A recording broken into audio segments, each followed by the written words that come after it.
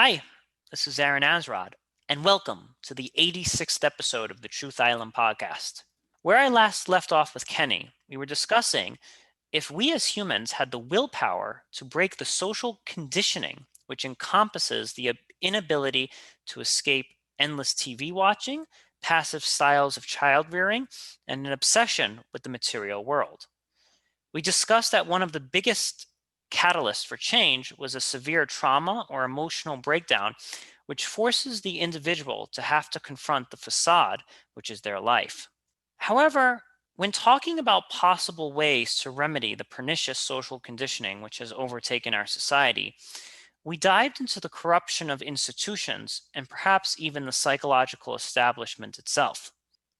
A question that remains at the root of solving this quagmire that humanity now faces is whether or not the very nature of human beings can be changed from evil to good. Joining me to help find light at the end of this rabbit hole of despair, I am once again joined by Kenny. Kenny, I'm really hoping that we emerge out of this hole and we are surrounded by light and carrots and not the barrel of a shotgun. I hope so too, Aaron. I hope so too. I think that it's very possible for humans to change. I think that it's very possible for corrupt, unkind, mean, uncertain, people who are, how you say, very, very dark to become different, to become more light, to become more generous, to become less, less selfish and so forth. So I do believe that people can change, absolutely. I think it's come to a point where being Machiavelli and just setting up like systems, like I think one of the ideas behind both communism and capitalism is that I think both systems kind of fundamentally believe that there's an inherent evilness about human nature, right? Like, and this goes back to like Thomas Hobbes, who also believes this, that like human beings are fundamentally evil. And the only way to get human beings to be good is to kind of trick them into like consequences and rewards, right? So I think capitalism kind of focuses in on that, where it's like, okay, everyone's really, really selfish, everyone's really, really, really greedy, and the only way that we can get good out of this bad behavior is by having like a strong system of carrots and rewards. Like, okay, if you take your greediness and channel it into making new iPhones or something, you will be rewarded, and so forth. And this even goes back to ancient China. I think the idea of legalism even stresses this idea of like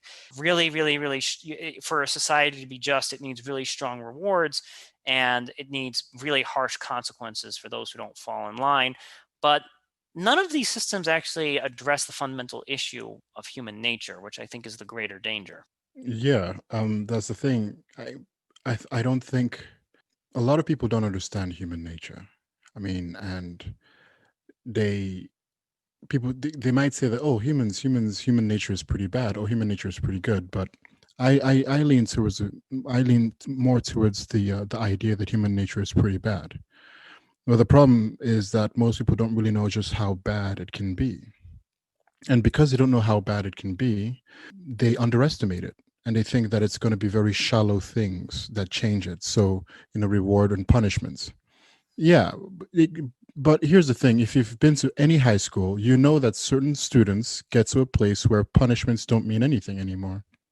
Oh The human yes. psych, Oh yeah, yeah. Oh yeah. You tell yeah. me about it, my friend. 10 years The of human, I figured that in my 10 years. If there's one thing I learned in 10 years of teaching, it's just that.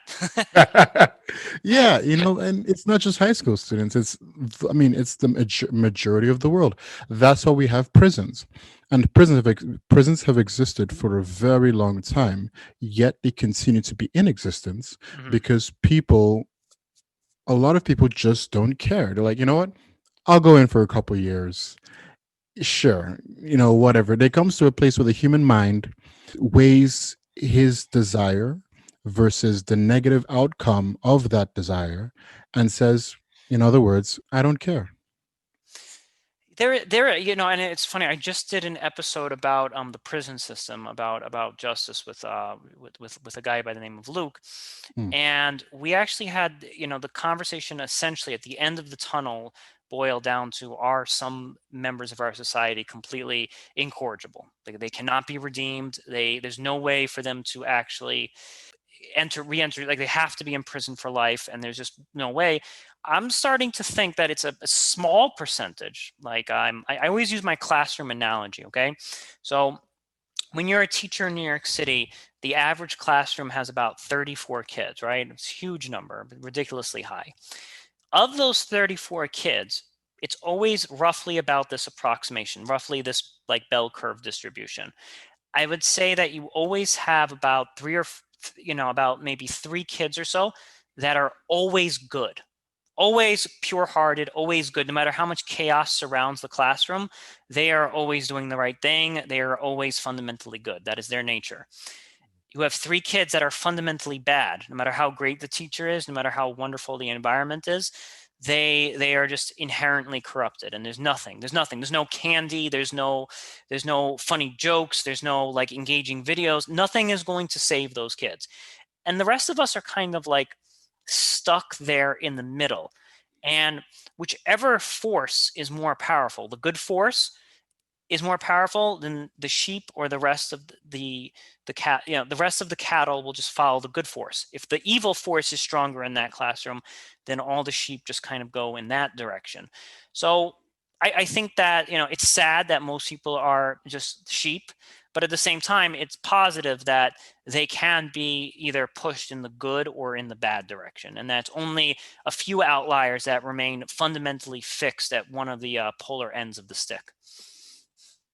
Yeah, I mean, that's this is yeah, it's the way of life. I mean, one of the I usually use high school for for an example of how life works, because a lot of life begins in high school, and a lot of high school traditions or high school mannerisms are very reflective of the adult world, of the working world, of the Yes. world at large. And so I think that it's very much like that on a on a larger scale. Yeah. Let's think about that larger scale for a moment, okay? And Yes, maybe please. the only way that we can make sense of this is we have to compare moments in history where humanity was at its worst and when humanity was at its best, okay? Worst, obviously, like Nazi Germany or something. Very easy, right? Like we can find easy. When would we say that humanity was at its best? The Greeks, Athens? Like I'm wondering when exactly we could point at the history book and be like, yes, that's when we were the most well behaved. That's when we were like the most, we were living at our highest self. I'm wondering if you could help me with this a little bit.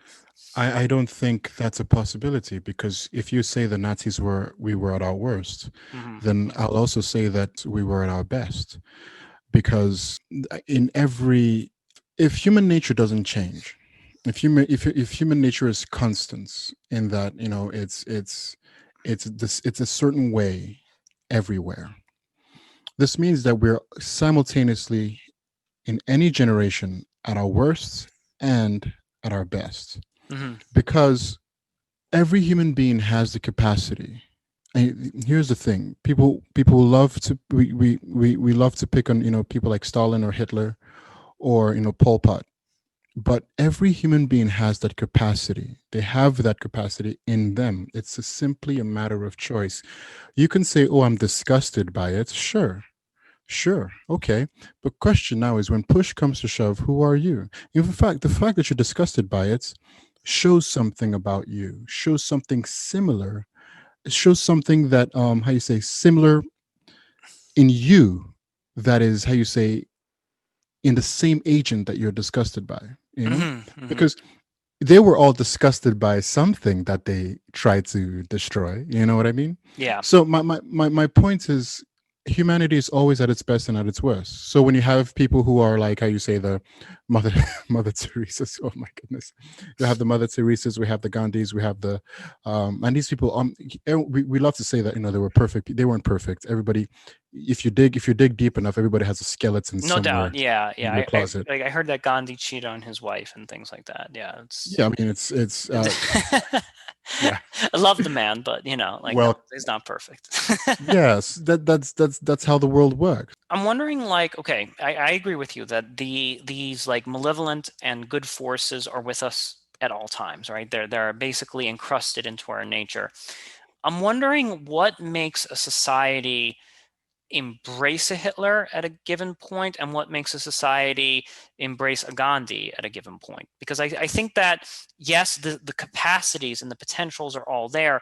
I'm wondering what sequence of events or what things have to happen to our society where we're like, yes, this evil person speaks my inner truth. Or on the other end of the coin, oh, this really good, virtuous person speaks my inner truth. I'm wondering how does society get like primed to listen to a very evil person or gets primed to listen to a really good person?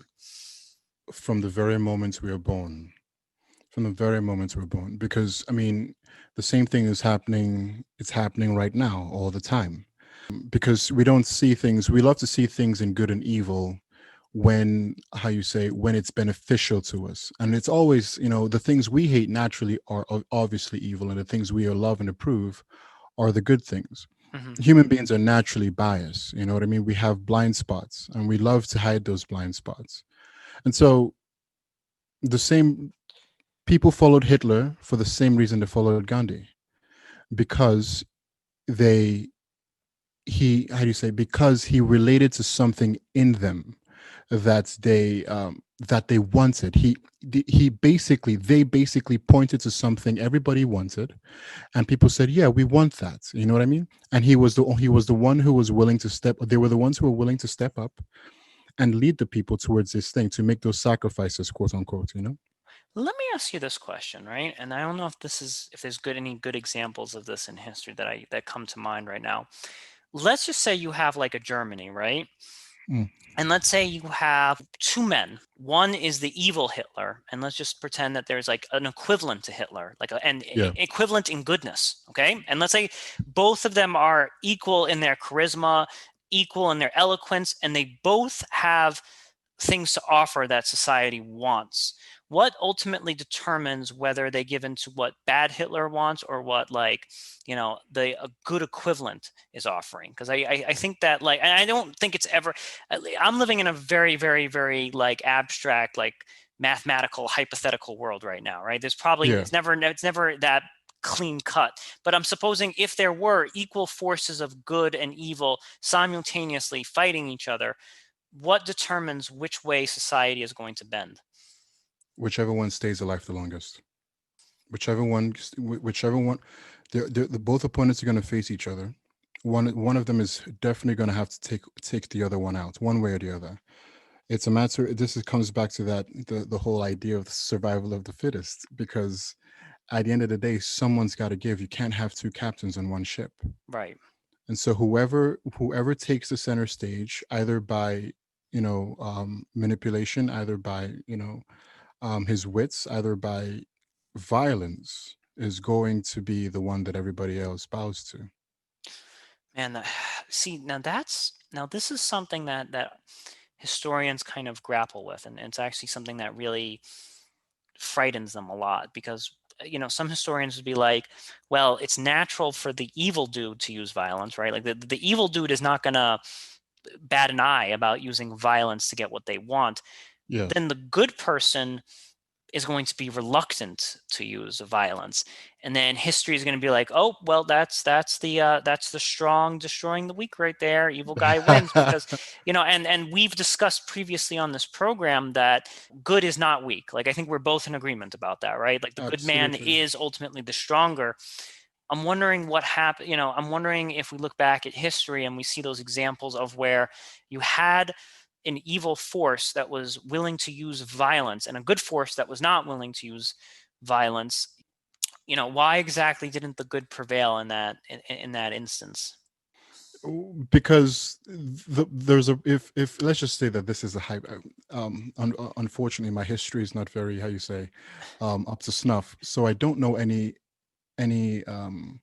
I can't recall or bring to mind any specific situation that occurred like this. So in your hypothetical world, let's say that, okay, it's a question of violence, because usually people think that violence is wrong. Hmm. Well, no, wrong violence is wrong. There's a right kind of violence, and this is where I have to be careful, because This is interesting. yeah, because there is a right kind of violence. Now, the only reason that we took out Hitler was because we believed in the right kind of violence. I like your theory actually. No, this is actually really good because the British. I'll give you. I'm okay with history. So there's two examples of British imperialism. The first one that we were talking about was with Gandhi, right? And they Mhm. were colonizing India, and Gandhi used nonviolence, right? And he was able to use nonviolence and overthrow the British who were using bad forms of violence. Before Gandhi, however, there was the American Revolution, where George Washington, Jefferson, and all these other folks used violence to combat violence, right? So that's an example of like there's they achieved the same goal. Like both the Americans and then many years later in the Indians wanted the British the hell out of their country, right? We both had the same objective, like get the hell out of here. You and your tea and putting your pinky up when you drink tea and your taxes and all. Get the heck out of here, right? Yeah, Americans used violence to get the British out of their country, and the Indians used nonviolence to get the British out of their country. So it's like history can kind of be like contradictory in that way, where sometimes if the good is not using violence, they're too weak, and then the evil subsumes them. And then in other yeah, cases, there is a way for the good to use nonviolence and win. So I wish history had more definitive patterns, but unfortunately, it doesn't. yeah. I mean, you can't make doctrine out of history. Um, you just can't, because all kinds. It's beautiful because it teaches you in a different kind of way, so Yeah. I think that's there are a lot of different kinds of people and a lot of different kinds of governments, a lot of different kinds of movements, and whoever is capable of doing the right thing in the right way, let them do it, but whoever is, hopefully they get the justice or the desire that they set out to accomplish. Yeah. Yeah. I mean, I think it has a lot to do though. And when I say priming, I think the way that in my world, right, the way I'm thinking about this is I think that the like I think whether a society will choose evil versus good has to do first with the culture that is surrounding that society. Yeah, If it's a healthy moral culture, then I think having a moral culture is actually the best. It's like the body's immune system in a way from yeah. evil, basically. So if you have a moral culture that's moral at every level of society, from father to son, from mother to daughter, from teacher to student, and so forth. If there's a high level of morality that pervades every single layer of that society will be at a much stronger level to resist evil. However, if each of those layers has been corrupted, then that society becomes more susceptible. It's kind of like it's basically like when every layer of society has been corrupted, that's essentially going outside in the pouring rain, getting your socks drenched and your shirt drenched, and then getting sick, basically. Like you've already put yourself in a compromised state where you're more likely to get sick. No, I think that's a wicked example. Yeah, it is. It really is. And I think you're right. There is a society needs to have some and a great deal, really, of a specific or high moral standard, because if that's not the case, anyone, any kind of unkind, any kind of malicious malevolence ruler, or agents could swoop in and have his way with them. Mm. And especially, I mean, with all kinds of ideas, with all kinds of philosophies, with all kinds of political movements and so forth. And it is a matter of having some moral standard, some and a high moral standard amongst the people. That's a safeguard. Yeah. Yes, because a lot of people will be like, "Oh man, we live in the era of Trump or the era of Biden. Pick your poison. I don't really care." But I'm like, well, we live in the era of these people because we have been corrupted at every single layer. Like everyone wants to point to the ruler on top and blame the ruler for everything, but I'm like, well, the reason we have a Biden or a Trump, again, I see it as equal poison one way or another. Maybe there's a lesser of two evils, but I see this as equal. There, bottom line is we have a lot more moral, intelligent human beings that could be president right now. Regardless of where you fall, there is a lot there's a lot more smarter people out there who are more virtuous, have better ideas, and think of the world in way more complicated terms. But I think, and my theory is that we kind of are picking the lesser of two evils instead of the greater of two goods. Yeah. Yeah, it's someone was telling me not too long ago that they were surprised at a certain presidential outcome, and I told them that what's more surprising is that that person was picked by the people. Right. Yeah. Because if the person is picked by the people, that tells you where the people are and tells you what the people are like, you know? Yes. Yes. Um, Because I honestly think that, like, and here's one of the things, I'll give you an example of how a corrupt society leads to corrupt leaders. I'll give you a perfect example. please. Let's just say we had a person that was running for president that had a doctorate, a PhD in economics, right? And they were not the most articulate guy or gal in the world. They weren't the most articulate, but they knew their stuff and they knew their stuff really, really, really well. And they had solid, I'm talking rock solid plans to help this country. Because our society has been corrupted against listening to wise people, right? Like we think our society has been mentally brainwashed and mentally corrupted to listening to wisdom. We would find that person boring. We would be like, oh, I can't listen to this. I can't listen to like, I can't listen to this person on the news or whatever. It's like they're boring. So that's an example of us being corrupted as a people. That the corruption is so strong within us as a people that we cannot even listen. We don't have the attention span and we don't have the tolerance to listen to someone with a doctorate who might be able to like have the solutions that our country needs. And instead, we are, the corruption forces us to like vote for the person that plays the guitar or just is catchy or is very charismatic. And that's an example of corruption right there. If our leaders are more charismatic than they are wise, that's a signal right there that the society has been corrupted right off the bat. Yeah, it illustrates an unreasonable society. I was talking to my wife a couple of nights ago. We had just seen the film Beasts of No Nation, and it's basically a film about child soldiers. And what you find is that the leader of these, the commandants, as they call him, was a charismatic lad, very, very upbeat, very, well spoken. Could grab your attention with a speech or a story, and basically get these young men to do whatever the hell he wanted. But it wasn't by reason. He was just a man of passions. He was a man who could manipulate your passions and joyfully and happily express his passions in a way that made you feel something.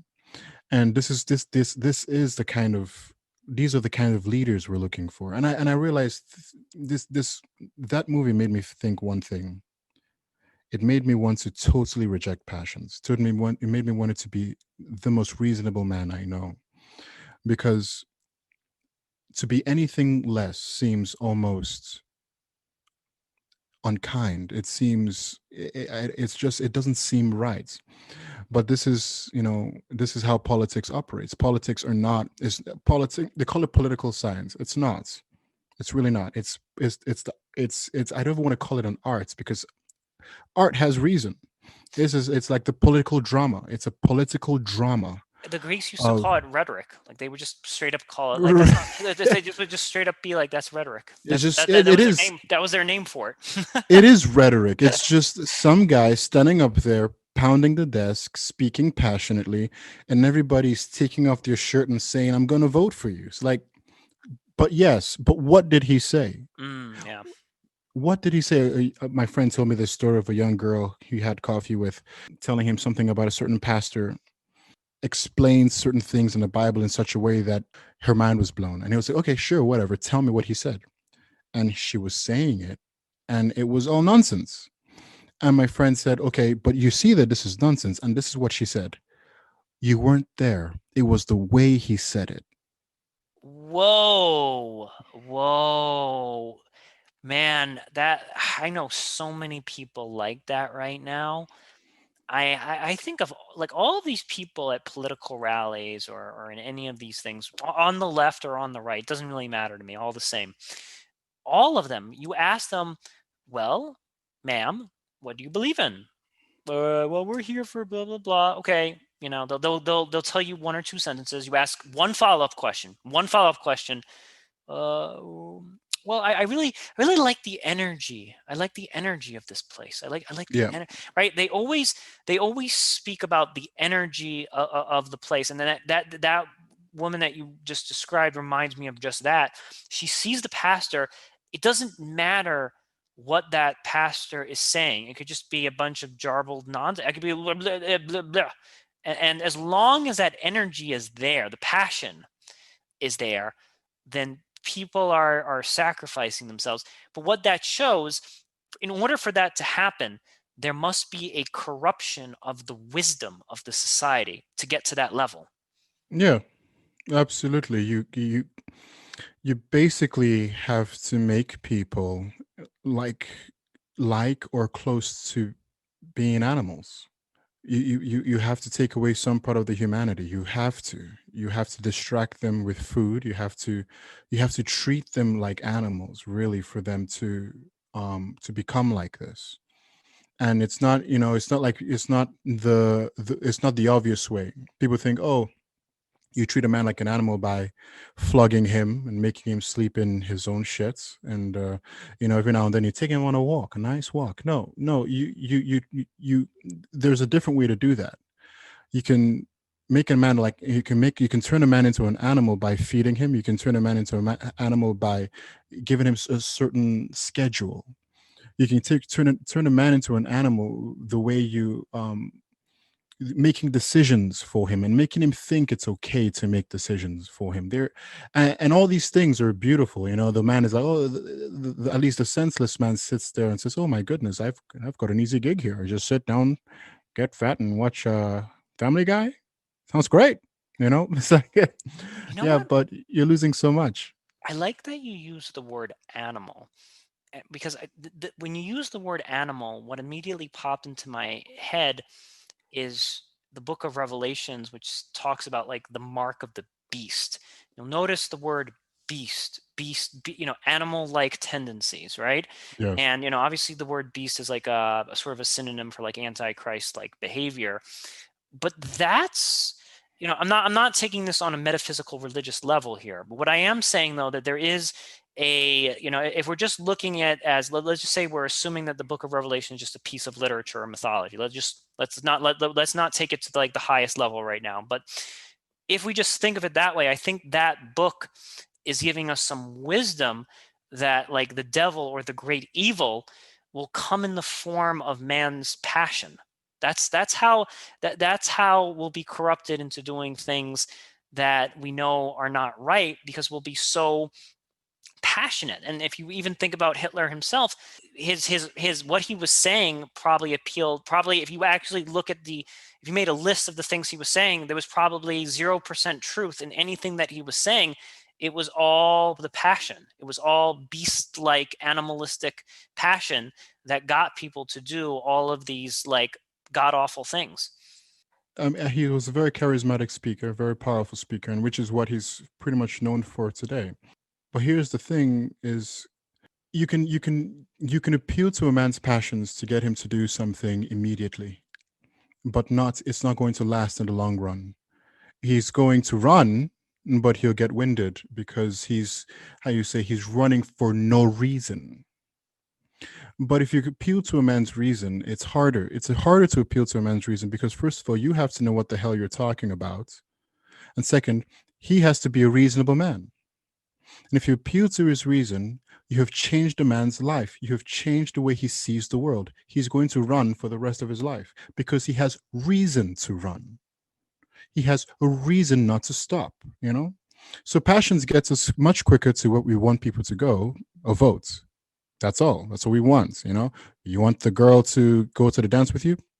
Passions. You want your kids to take out the trash? Passions. You want your employer or employees to do a good job today? Passions. You know, you rile them up. You want the team to win today? Passions. But if you want them to do it for life, something must touch their reason. Meaning must meet meaning. I full-heartedly agree, my friend. Okay, let's kind of backwardly dissect this. Maybe if we work backwards, we'll be able to kind of figure this out. Mm. You and I are both highly reasonable men. Would you say that that's a fair, right? I mean, yeah, it's hard for us. We're biased, but let's just say that like if the next passionate guy comes and gives a speech, we're not going to their rally, right? We're pretty skeptical and pretty like, I'm going to sit this out. I'll listen to it the next day on the news and make my mind up about, right? So there's that like error of skepticism and caution that both of us kind of have. How do we start cultivating more reasonable human beings? Because I think that something is fundamentally going wrong in the child rearing process that is producing children which are highly passionate but lack reason. So what is it, but what's the missing link in either our parenting or in our education system that is producing an entire generation that is very passionate but lacks reasoning? Well, I think that a lot of parents are passionate people, and it's this. Now we must ask: is it the, chicken or the egg situation? But let's start with the um, let's start with the chicken. I think that the sorry, with the egg. I think that the parents are incredibly passionate people, and because they're passionate people, they raise their kids to be passionate people, and this is a continuous cycle over and over again. Now, every now and then, and this is, but here's the thing. Someone says, "Well, I've seen kids and come from passionate families, and they've turned out okay. What great? That's the 1%. That's that one kid every 100 years. The rest of them are not turning out that way. The rest of them are not that not that special. Okay, so parents really need to get a handle on passions, on those emotion. Talking to someone who said, I think we've talked about this last time, how parents often don't want to stifle their children's imagination, and so they let them do and say and think whatever they want to say, think and feel and so forth. It's like, no, kids often don't really know what to feel. They don't know what to say, they don't know what to think, and they're looking to you. And you don't have to tell your kids what to think. You can teach them how to think. But a lot of parents don't even want to do that because it seems if anything looks wrong to the average parent, it must be wrong. If it just looks, if it has the appearance of wrong. You talk to your kids, the kids, you're talking to a friend of yours and your kid's screaming in your ear, "Mom, mom, mom, mom." And the mom turns around and says, "Are you insane? Why don't you calm the hell down? I'm talking to my friend. You come in this conversation, you come second because I started talking to her 5 minutes before you walked into this room. Let me finish my sentence and you can come back." Right? So, oh, well, that's terrible, mom. You must be horrible because kids always come first. That's the American way. Well, no, no, no, it's not, because in that situation, she's right. It looks wrong. It looks harsh. It looks unkind. but that kid just learned something. Just they know their place now. Next time the mother is speaking, they walk in. Hopefully, they walk in and they wait. And things like that. I think that there's just so much.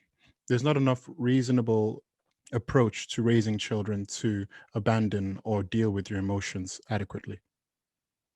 Yes, I think you're exactly right. I think that it ultimately comes down to parents that have been primed or conditioned to react in very outrageous and very passionate manners, right? I'm even thinking of just like the way that we celebrate milestones, like, oh my god, my kid walked, or what, everything is of a very explosive caliber. Everything is fireworks, like, oh my god, my kid failed this, oh my god, everything is like a pending disaster, right? Like every minutia thing that happens to us is oh, this is the end of the world, right? And everything is very reactionary, and that probably comes from our media and so forth. We can't control the media right now. The media is going to put outlandish garbage out there, for all, Yeah, there's nothing we can do about that. However, I think what would really help is if parents, if people who are parents right now and are listening to this, you need to start adapting. You need to start looking, I think, into Buddhism and Stoicism, and looking into philosophies or religious systems that suppress, or I don't want to use the word suppress. Suppress is a very bad word, but allow you to kind of control the passions in your life and think more logically. And I think Buddhism and Stoicism, there's actually, I was actually having a conversation about Stoicism with someone a few days ago. I think it was, yeah, Alexander, right? And he was explaining to me the goal is not to suppress your desire, like not to suppress and repress it and just keep it bottled in, but to have an awareness of it. And then when you have an awareness of it, be like, oh, I'm feeling really angry right now. Oh, I'm feeling really fearful right now. Just have that basic level of mindfulness. And then you can't control how it is that you're feeling. If you're worried about something, or you're really excited or elated by something, that's okay to feel that. But then you have to be in control with the way that manifests. And if the parents don't have internal discipline, and they're panicking and celebrating, the child is feeding off of that passion based model of behavior, and that's going yeah, to make them more susceptible to corruption. yeah. So basically, raising children who cannot think for themselves, Hmm. and the old saying, if you don't do it, it's going to be done for you. Absolutely. We also, I mean, there's so much that it's hard. And I like what George, I was watching this debate, actually, listening rather to this debate between Zizek and Jordan Peterson. And I like the way that Peterson described, like, the fundamental need. Like, the media cannot be changed at all, right? They're not going to change, because they're going to do whatever it takes to get money. And this goes back to podcasts that we did months ago about, like, everything comes down to sex and money, right? So the Yes, media, sir. the media and our leaders will never change, because as long as they're making money off of our passions, they'll continue doing what it is that's going to make them profitable. Yeah, There's nothing that can do. We as a society, though, have to start resisting. We have to start resisting and stop watching YouTube videos, stop watching media that riles up our passions, and basically shut that crap off. And then once that garbage noise is out of our system, right? Like once we've taken the detox, we've had a process of detoxification, we can now approach the world without these, like, polar crazy passions, and hopefully raise children that don't think that way. I think that's all that we can do. Like, the apparatus will never change, but how we interact with the apparatus is what's under our control. yeah. That's incredibly right. I think that it doesn't matter who you are, it doesn't matter where you are, it doesn't matter what situation you're in. It depends. So excuse me, I made a mistake when I first spoke. It does matter who you are in the true sense, not who you are in this superficial sense, but in the true sense of who you are in the innermost chambers of your heart, the core of your being. Who are you? Are you a person that is thoughtful? Are you a person that is easily tossed back and forth like a reed in the wind? Mhm. or are you strong? Are you stable? Do you know what you know? Are you wise? Now, this actually, and maybe our, I don't, maybe your view has changed a little bit on this, and that is, I think it's our social obligation, like the role of you and I, sir, you and I, and anyone else who is of the enlightened.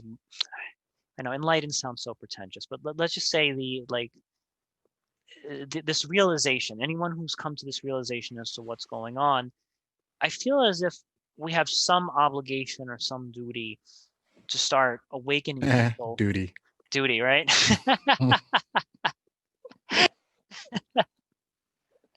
I needed that right now. Okay, I was, like again, like you can't, like there's a danger in taking yourself too seriously, and when you start taking yourself too seriously, you need a poo poo joke to bring you down, right? You need to step in a little poo poo and laugh at yourself. Otherwise you're going too dangerous. Right? Thank you, sir. Thank you for just reining me down there. Let me just take a deep breath here, right? Okay.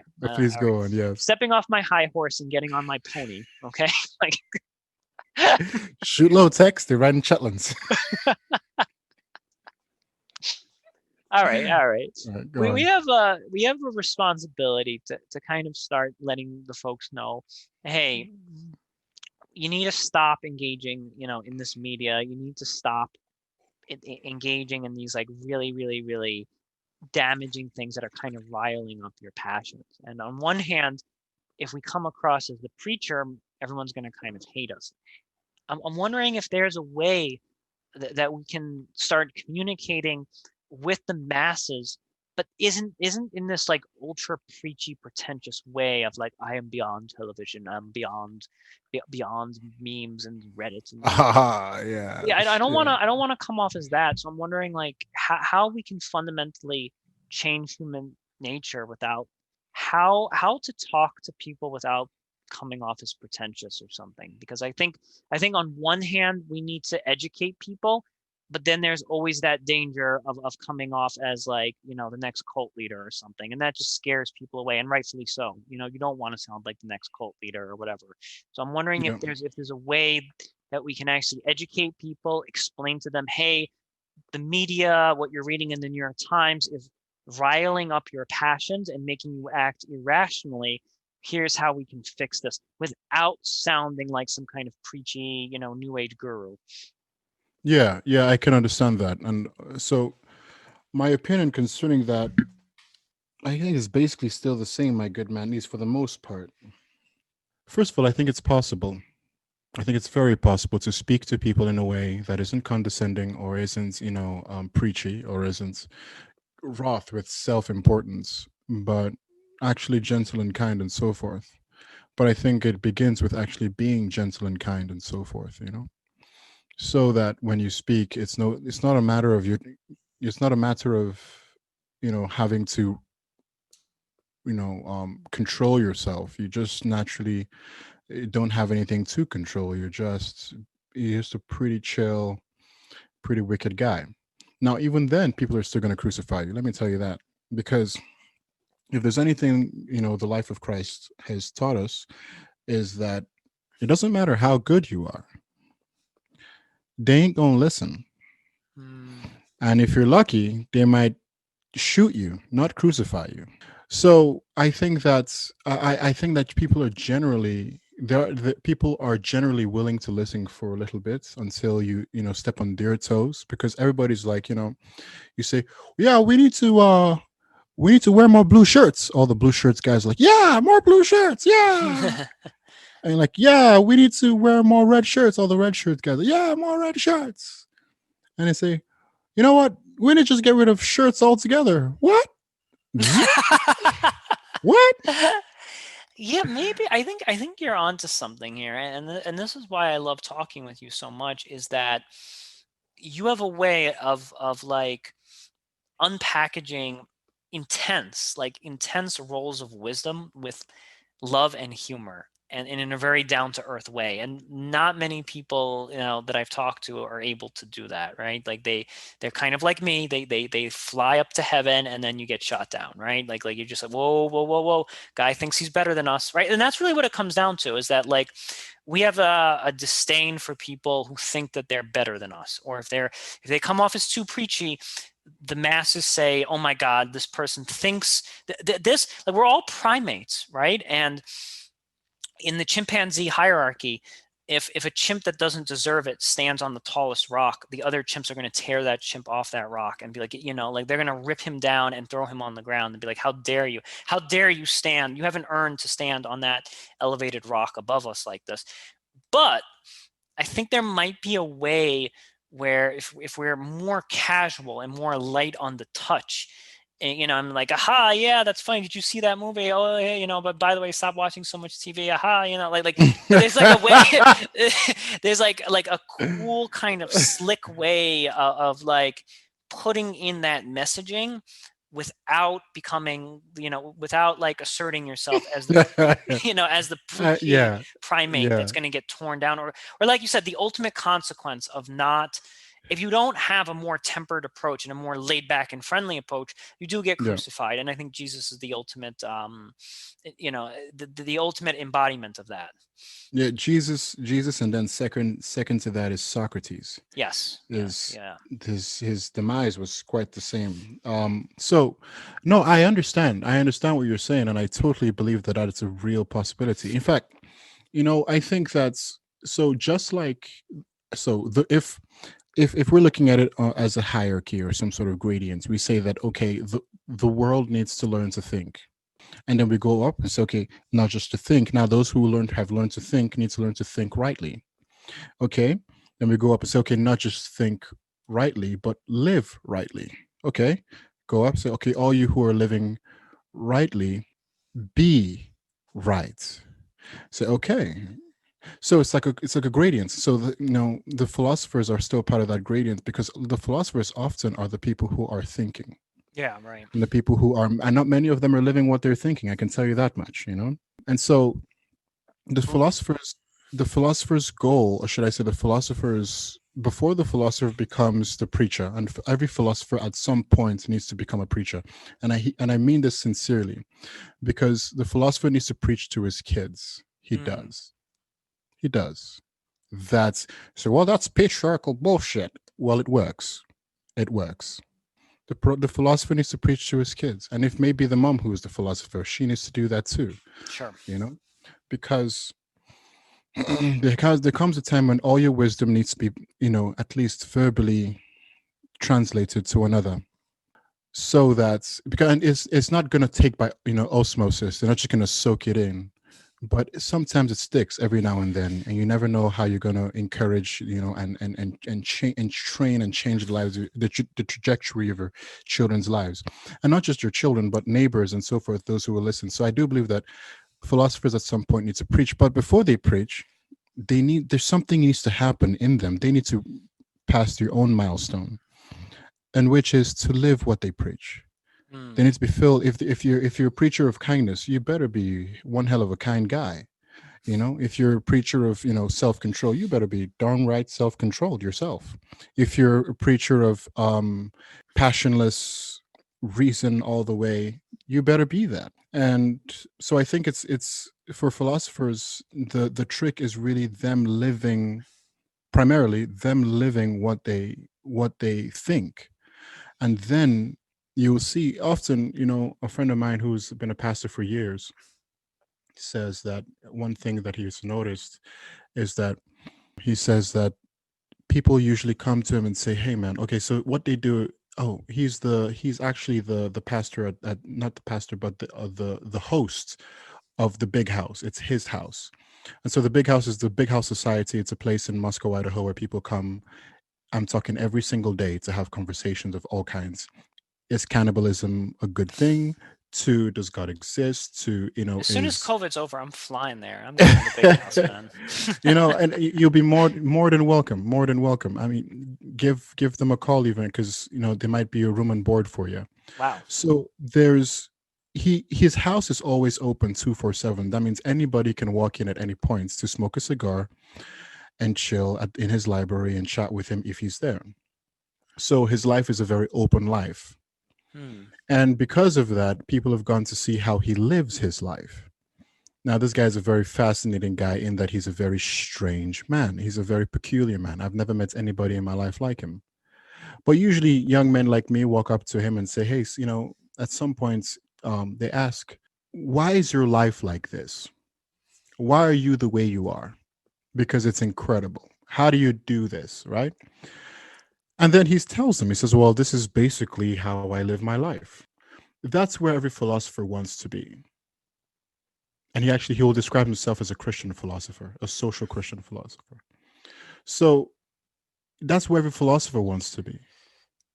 In that somebody says to you, "I've seen, like, I'm looking at your life, man. It's incredible. Like, you don't you don't seem to be half as crazy as everybody else around me. Like, what Kool-Aid are you drinking?" So I would say that that's usually the trick, and that it doesn't last long because they still kill you, but it's usually the trick.